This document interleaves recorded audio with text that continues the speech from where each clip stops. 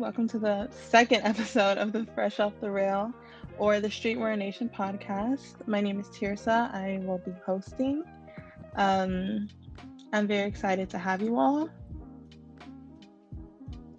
Okay, so starting off with latest news, Nike is the most resold fashion brand in the world. Are we surprised? Maybe not, but it's big news nonetheless.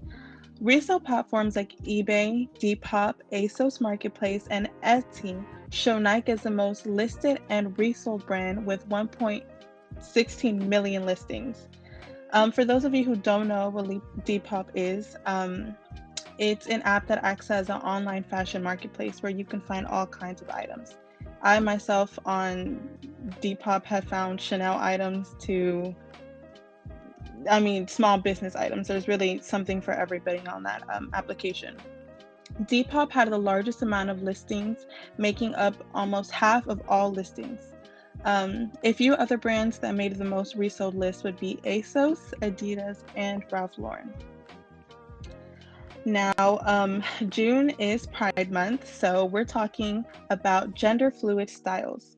We are starting to see a rise in gender fluid fashion. Retailers are meeting demands for more inclusive clothing.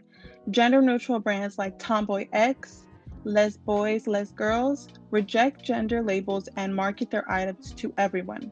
Luxury brands are also fluid clothing.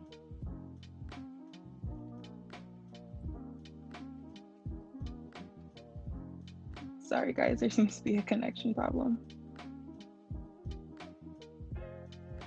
Okay. Luxury brands are also embracing gender fluid clothing items. Gucci's fluid clothing section called MX only uses models who identify as non-binary in their marketing. Streetwear has also played a huge part in the rise of gender fluid clothing, mostly because streetwear doesn't cater to one specific gender. Safe to say gender fluid fashion is definitely large in charge, and we're glad to see it. Speaking of Mental Health Month, which was last month, May, Jeff Staple and Liz Beecroft launched a capsule collection for mental health awareness. Fashion and graphic designer Jeff Staple partnered with psychotherapist and licensed clinical social worker for Mental Health Awareness Month. Sorry, tongue twister. The capsule collection features hoodie, shirts, and also includes wellness journals, pill boxes, and a stress reliever pigeon. Jeff Staple opened up about his mental health journey with Liz Beecroft on Mental Sesh YouTube channel. This is a YouTube channel. You can type it in yourself. It's spelled MENTL Sesh YouTube. All proceeds will benefit Made of Millions, which is a nonprofit advocacy organization. The collection is available at staplepigeon.com. It's available now. And I think it's really cool to see a collection that focuses on mental health and, have all the things you would expect out of a clothing line, right? Jackets, hoodies, right? But it also has a wellness journal and it has a stress pigeon. And that stuff, it's really beneficial. So to see a collection that is really going the extra mile and ensuring that it is still a clothing line, but it's also beneficial for your mental health, is super cool. Talking about collaborations, let's talk about the Space Jam and Tommy Jean's collaboration. This collection highlights all your favorite Looney Tune characters with bold and unisex designs. Again, we're seeing more gender fluid designs and collections. Items such as checkered denim jackets, hoodies, even overalls are all featured in the collection. There is a wide range of products for both adults and children to choose from, including jewelry, bucket and baseball caps, backpacks, and much more. This collection has everything. It even has gold-plated jewelry. It has that 90s vibe. It's a super creative collection. It has everything you would expect from Tommy Hilfiger, but it still has that fun, nostalgic feel. of Space Jam. And Space Jam was a huge movie. The Space Jam New Legacy and the Tommy Jeans capsule collection will be available today on the Tommy Hilfiger web store and on Macy's and Amazon. Go cop it. It's out. We would also be remiss if we didn't talk about the new Balenciaga and Crocs collaboration. Crocs and Balenciaga have collabed before in 2017. It made big waves then, and it's no different now. Balenciaga's Spring 2021 collection was trending everywhere. The unique stiletto Crocs were everywhere. The collection included fresh knee-high Croc boots. If you haven't seen this collaboration yet, I encourage you to go look at it and tell us in the comments what you think. So the collab in 2017 was, sold out before it was available in stores. So it had a lot of mixed reviews, but it's safe to say it did really well.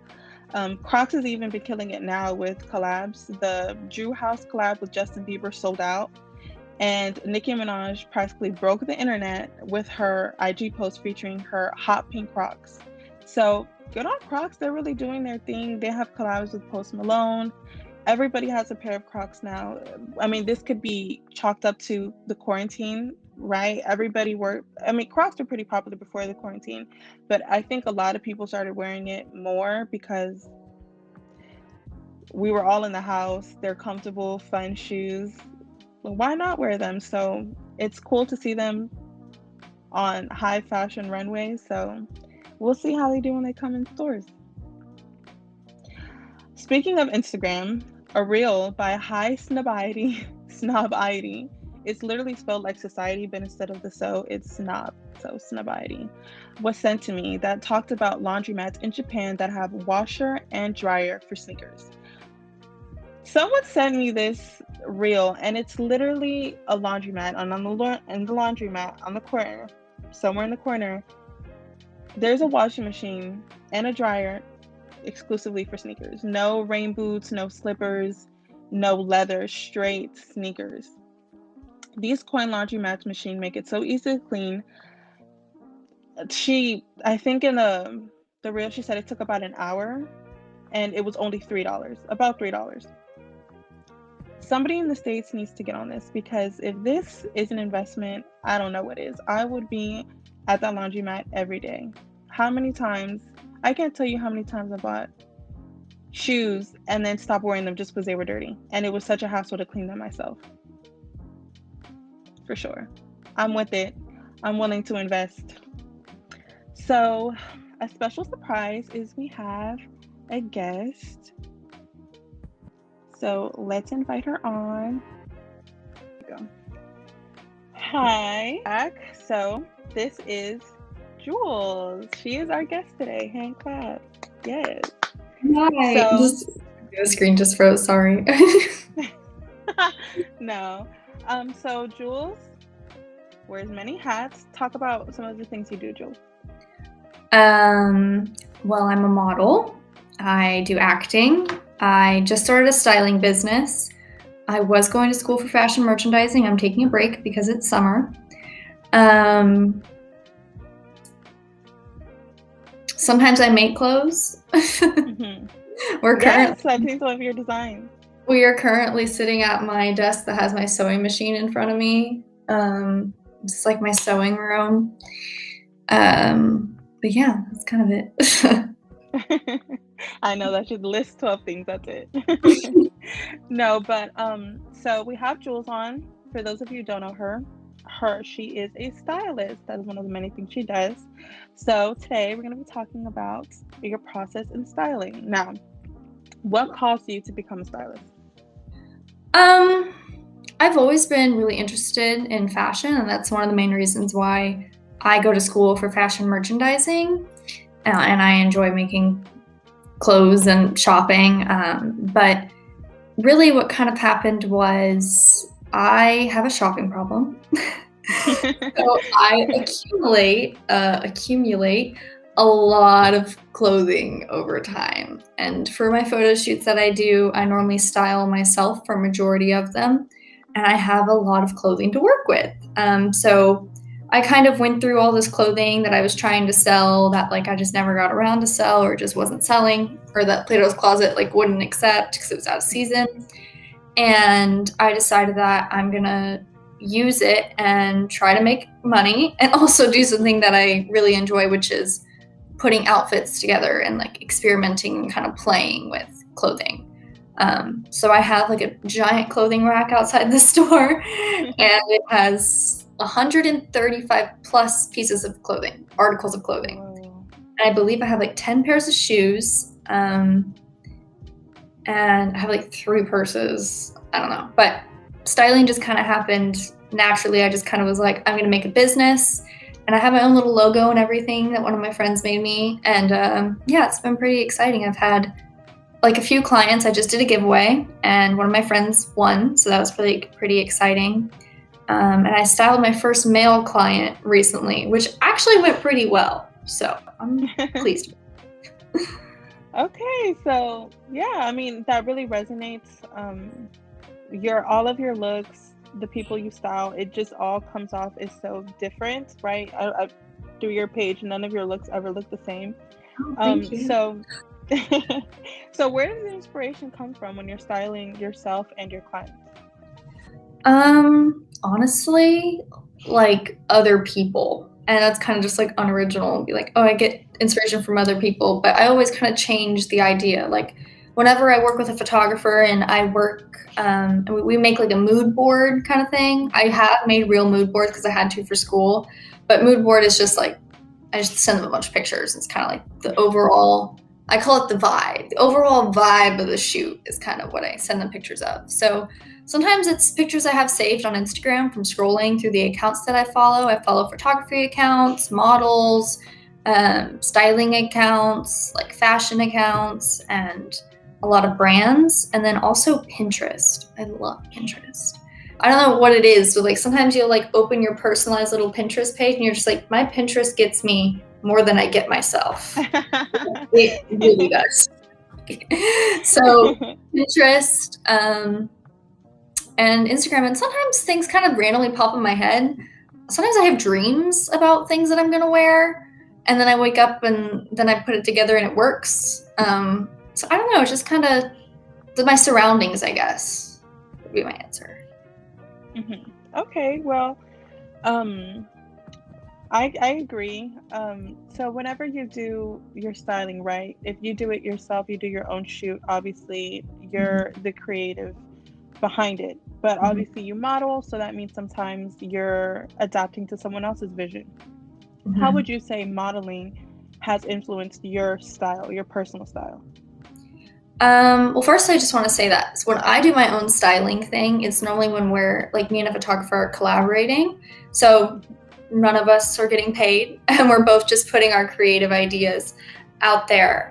So sometimes when I style myself, I always ask the photographer if they like it or if they would like me to change something or if I should add something, because it's their form of expression as well. It's still their artwork. So that's just thought I'd mention that. It's not always me. Sometimes I ask friends because I'm like, does this work? Does it look crazy? I don't know. But yeah, so honestly, through modeling and just working and getting that exposure, my style has definitely changed. I've always like been into fashion. Like when I was in high school, I wore heels like every single day to school. I was literally known as a girl who wore high heels, and I ended up winning Best Dressed because of it. So like, I mean, you know, but but my style has definitely become more experimental and interesting. I feel like some of the things that I'd wear now or I'd consider wearing are things that I would have never thought that I would actually like or that would look weird on me. One of my things of like with clothing for me when I was younger was I had a problem with not necessarily like I don't know, it's not as deep, it's not that deep, but like kind of like body image, you know, just being like thin and just the way my body was built. I felt that I needed to wear like tight clothing or things that were like super feminine, because if I didn't, I would look like a boy. I don't know, just weird things. But so my clothing was very like girly, and I didn't even start wearing like jeans to school until like my freshman year of high school. Like there's one day, I remember one day I walked into class, I had a pair of jeans on, and everyone was like, Julia has pants on. And I was like, I've always had pants on, but like, it's weird. So growing up and just, you know, changing my mindset of kind of knowing who I am has also really affected my style. But getting into the fashion industry has made it more eclectic and interesting. Like I'm really, like, I guess an example of something I would have never worn is like those long kind of quarter length shorts that are like business kind of style. Like they're like a more tailored kind of look to them. I would have never worn those because I was like, that would make me look so weird. I literally just bought a pair today. Like, you know, things like that. And some things that I'll see at the store where my friends are like, Julia, that's crazy. And I'm like, I see it though. And I have a vision of like, it's going to work. So that will definitely change and become more creative and experimental. Okay, yeah. I mean, that's really cool. You know, we were just talking about on the podcast about gender fluid fashion. So, I mean, fashion it has no gender now. Everybody wears what they want to wear, being comfortable. So it's really cool that you mentioned that you also went through that process of figuring it out and becoming comfortable with what you were once uncomfortable with. Yeah. So, as a model, I had to ask, what model has your favorite street style and why? I really don't follow too many models on Instagram. That's kind of where I would see like this kind of stuff. Occasionally I do go onto Vogue and like look at like the trends of the summer or like the trends of the season or whatever. But honestly, like Bella Hadid, mainly because she's always wearing a crop top, and I love it. My parents are always just like, oh, you have half a shirt on today, and I'm like, it's hot outside and it's fine. But I really like her style. It's kind of always different. Like sometimes it's really like kind of grungy and kind of like more loose and like kind of street wear, and then sometimes it's really like tailored or just interesting. So yeah, I could say Bella Hadid. Good choice. She's definitely a pillar in the off-duty model look, streetwear. Yeah. Okay, so you just said that you really like Bella's style because it's different and you know it changes from time to time. What's something you wish you could see more of in fashion? I really like. Sorry, there's some kind of blender going on downstairs. I really like classic silhouettes and structured clothing. Something about like a good pair of like trousers and like a nice blazer is so timeless and can just be worn in such different ways. Like I remember sometimes one time I got questioned for wearing like business lady pants with like a white top, and I was like, it's a fit, okay? You just don't see it, but it is.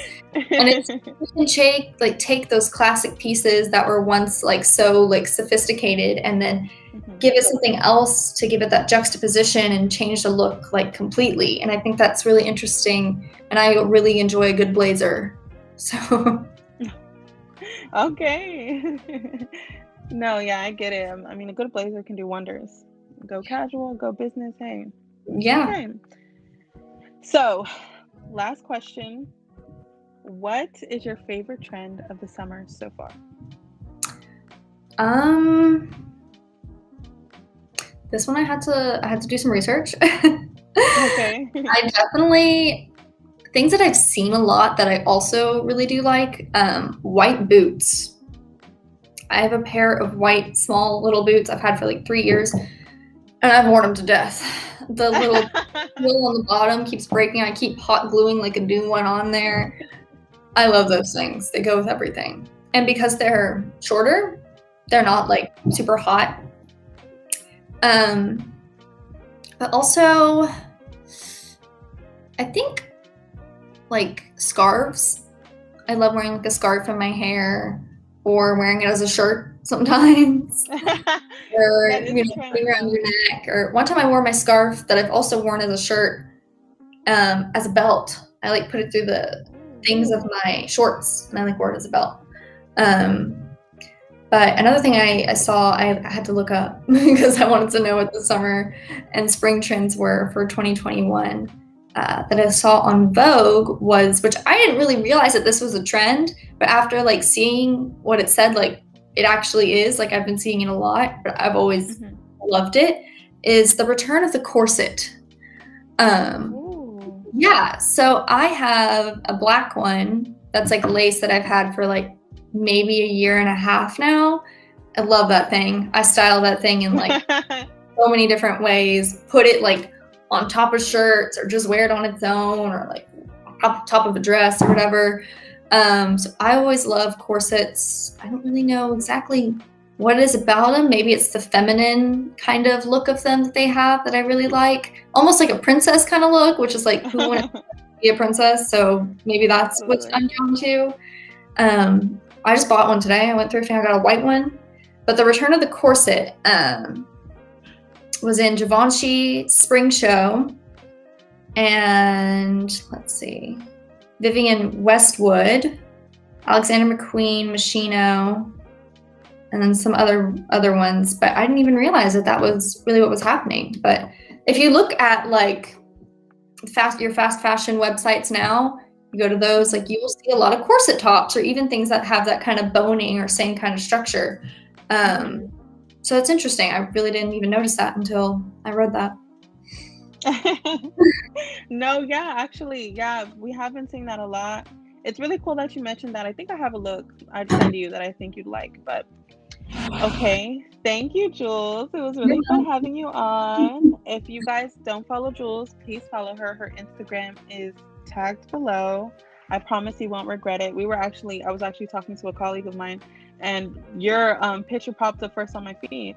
And I was just like, I don't know how she puts out so much content. And it's not even like just little, raggedy pictures. Like it's good content. So, and I'm not just saying that, but yeah. So follow Jules. Thank you guys for joining us for episode 2. Sorry about the technical difficulties, but it was worth it. All right. Thank you guys. And I'll see you on episode 3.